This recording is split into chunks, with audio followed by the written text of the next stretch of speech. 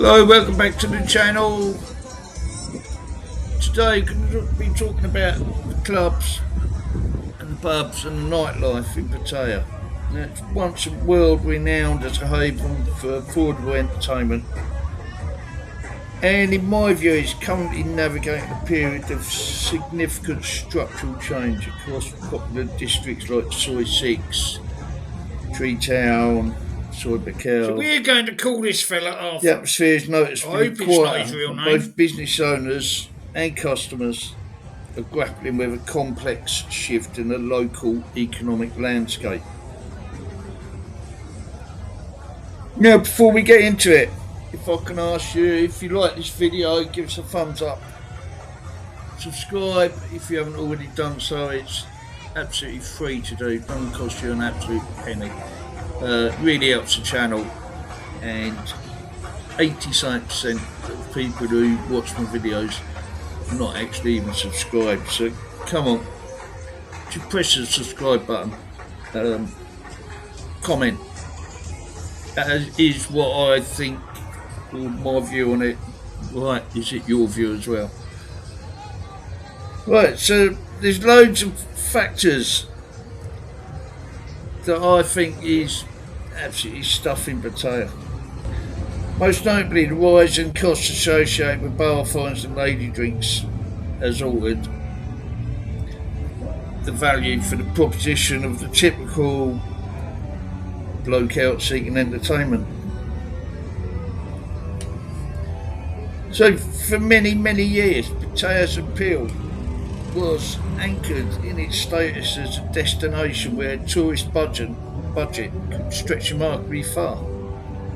However, now the economic reality has shifted. Many beer bars are now mandating higher bar fines. The fee a customer pays the venue to take a worker out for the evening, and it's often reaching now 2,500 baht or more. This is combined with the cost of lady drinks, which is the drinks that you buy for the girls, obviously, and the expected payment to the individual for a game of pool. The total expense for a night out has escalated substantially.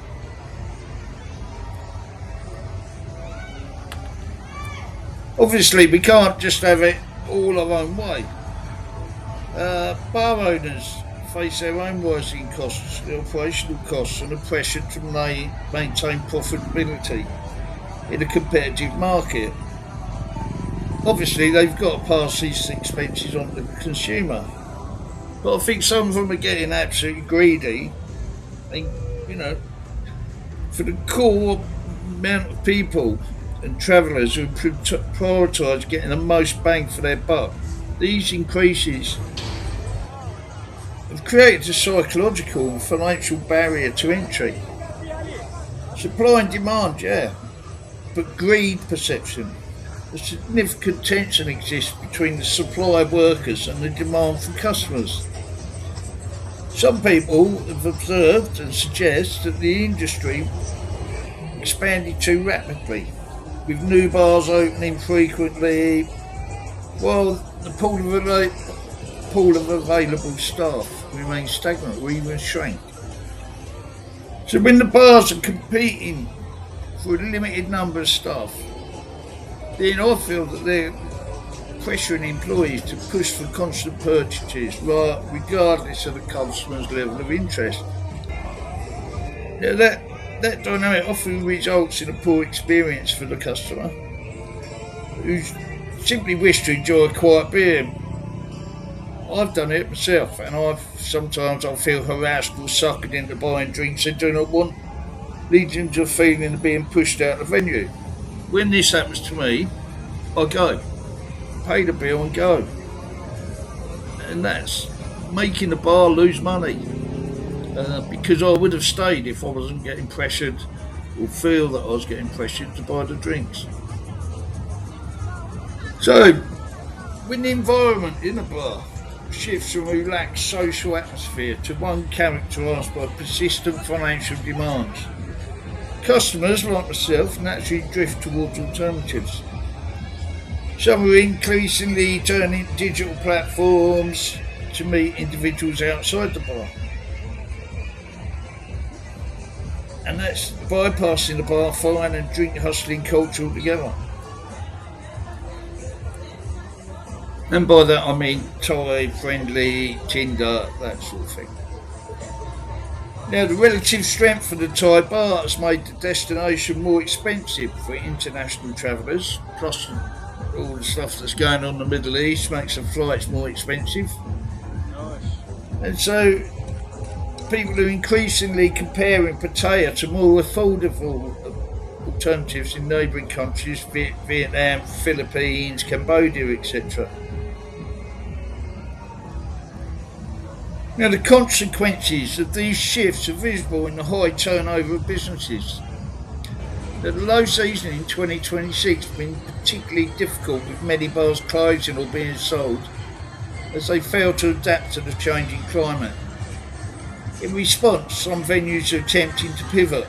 We're seeing a trend where traditional closed-door bar models are being replaced by open-fronted sports bar-style venues. These establishments often focus on different experience, relying on live sports and more casual active atmosphere to attract a broader range of customers, rather than relying solely on the high-pressure sales of lady drinks. Now, I went down Soy 6. It was crazy. Even from a year ago, it was crazy.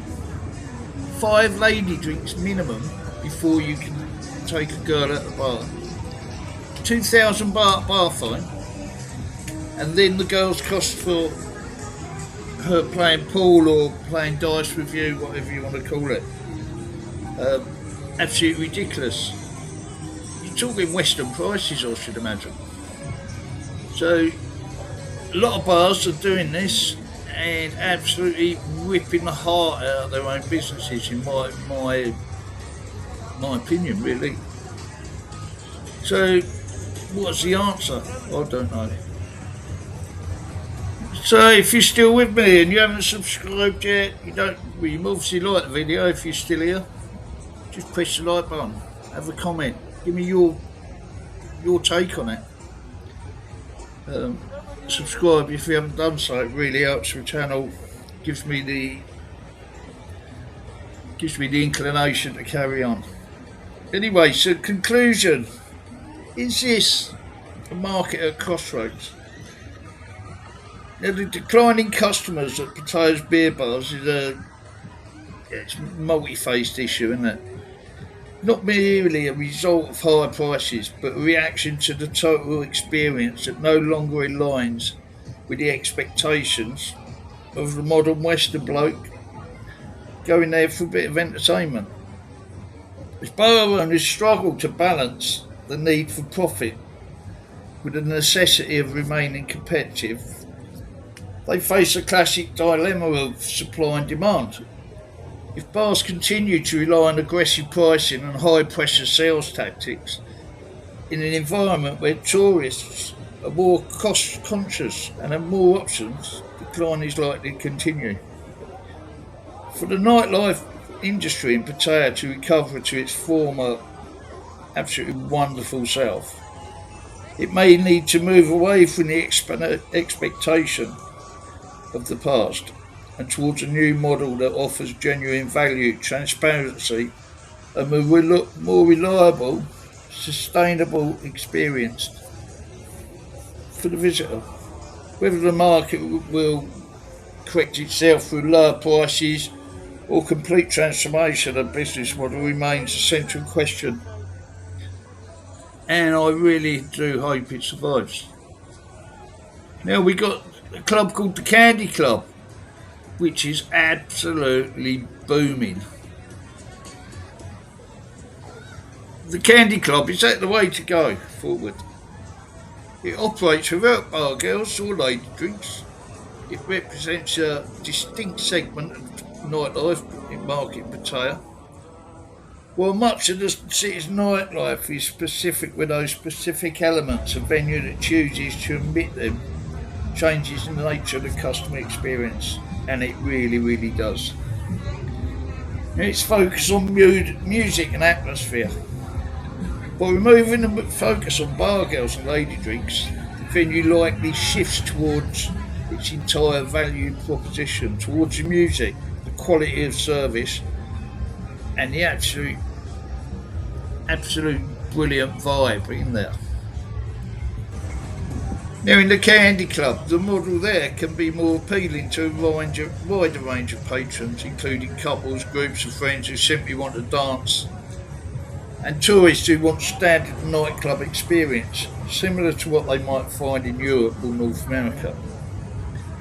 And removing the expectation of lady drinks often creates a more relaxed, less transactional environment, which customers may find more comfortable for a casual night out. Without the pressure to purchase lady drinks and the obvious cost that implies, visitors may feel more inclined to stay longer and order more for themselves, as the environment is perceived as more honest and less focused on upselling. So, have I been to the Candy Club? Yes, I have, 2 or 3 times. And it's loud. I have to turn my hearing aids off, to tell the truth. It's actually in East position, right at the corner of Tree Town. Sort of Bacau, and that's just up the road, all that sort of stuff. And in the city saturated with similar looking venues, branding itself as a no pressure or true nightclub allows the venue to stand out as a unique destination for those specifically avoiding a traditional Pattaya bar scene. Ultimately, even without those traditional features, the success of such a venue remains tied to the core pillars of a great night out: high quality entertainment, which it has, a well managed atmosphere, and the ability to consistently attract crowds who are looking for a general high energy party experience. And obviously there's, I would say, hundreds or thousands of girls there. There's a lot of girls there that will have a chang with you, have a Leo or a Singo with you, and you can take them back for a game of pool, and etc, etc. So get yourself along to the Candy Club. So what is the final, or my final opinion? That's not everyone else's opinion, I know. If a lot of the bar owners, there's a few, let's face it, there's a few that are still really, really good ones. Candy Club, obviously. River Moon, really good. Tree Town, Myth Night, there's a few good ones. Palm Beach in Tree Town, absolutely great. You can notice that it's so busy. Candy Club, so busy. Palm Beach, so busy. There's a lot of good clubs and pubs or bars that are so busy. If you go in there, it's much more relaxed atmosphere. None of this 5 or 10 lady drinks before you even sit down and chat, or before you can even bar fine and that sort of thing. So really, it's just, you've got to look, see where you're going. If you get pressured, go. They've got to understand that, they're not going to pressure you into this sort of shit. So anyway, that's about it for now, and I will see you in the next one. Again, subscribe if you haven't already done so. Drop a comment. Are you coming back to Pattaya? Have you had enough of Pattaya? I know a few people are not going to go back to Pattaya now. A couple want to go Jomtien, some just go to the islands. It's just as much fun on the islands without all that pressure, constant pressure. So let me know in the comments, and I'll see you in the next one. If you like this video, then please hit the like button. And subscribe to this channel, it is free to do. I was just about to say subscribe as well.